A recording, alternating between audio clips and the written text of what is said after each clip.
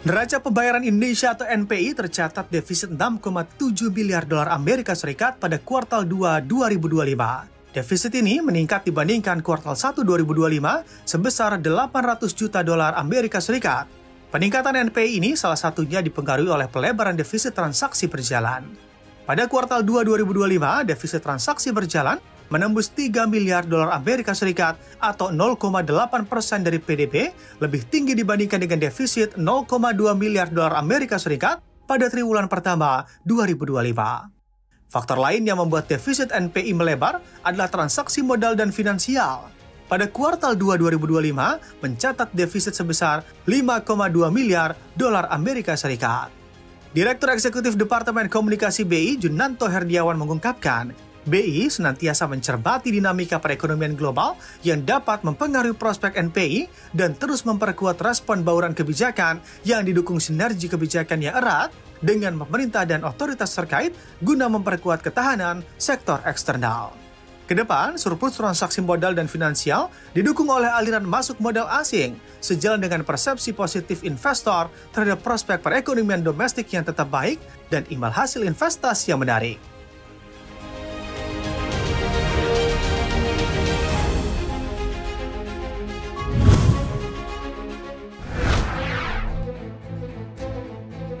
Menko Perekonomian Erlangga Hartarto mengungkapkan perkembangan perundingan Indonesia-Kanada Comprehensive Economic Partnership Agreement atau IKCPA, potensi kerjasama perdagangan dan perkembangan negosiasi tarif resiprokal kedua negara dengan Amerika Serikat.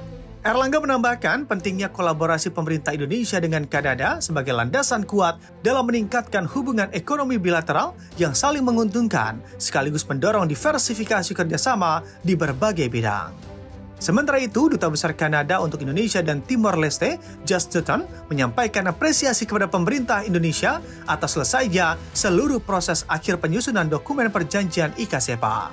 Perjanjian tersebut diharapkan dapat menjadi momentum sekaligus membahas agenda kerjasama di bidang perdagangan, energi, dan keamanan kedua negara. Selain itu, Dutton juga mengapresiasi pencapaian Indonesia dalam negosiasi tarif resiprokal dengan Amerika Serikat berupa pengurangan tarif 32% menjadi 19%. Selanjutnya, mendiskusikan terkait potensi kerjasama untuk meningkatkan perdagangan dan investasi antara Indonesia dan Kanada.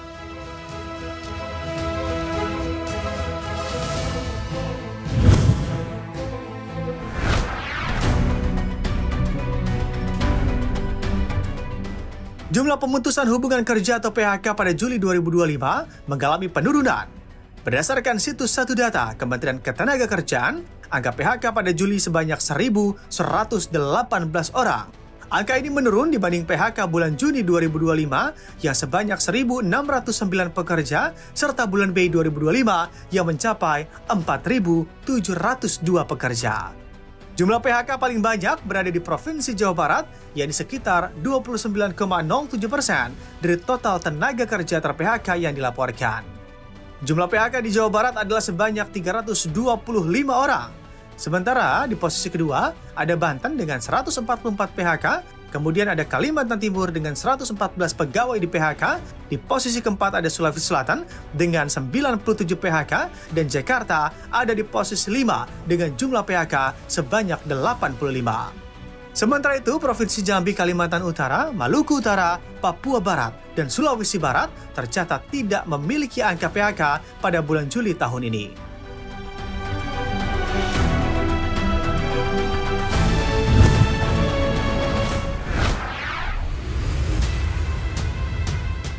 Kementerian Pariwisata dan Olahraga Thailand berencana menawarkan tiket penerbangan domestik gratis kepada 200.000 wisatawan mancanegara yang ingin menjelajahi negaranya.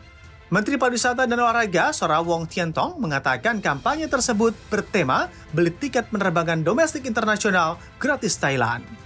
Program ini ditargetkan akan mendorong wisatawan mancanegara untuk mengunjungi destinasi-destinasi sekunder. Sorawong mengatakan warga negara asing yang memegang tiket penerbangan internasional dapat mengklaim satu tiket penerbangan domestik pulang pergi dengan bagasi seberat 20 kg secara gratis di 6 maskapai Thailand, yakni Thai Airways, Thai Air Asia, Bangkok Airways, Nok Air, Thai Lion Air, dan Thai Vietjet.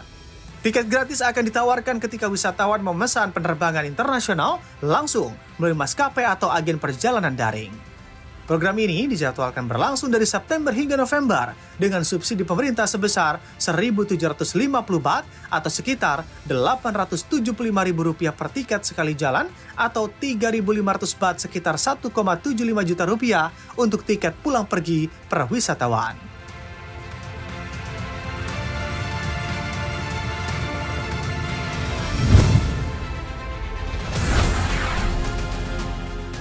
Presiden Amerika Serikat Donald Trump menyerukan agar Gubernur Federal Reserve Lee Suk mengundurkan diri, menyusul tuduhan terkait kepemilikan hipotek di Michigan dan Georgia. Tuduhan ini pertama kali diangkat oleh William Pulte, sekutu politik Trump sekaligus Direktur Federal Housing Finance Agency atau FHFA.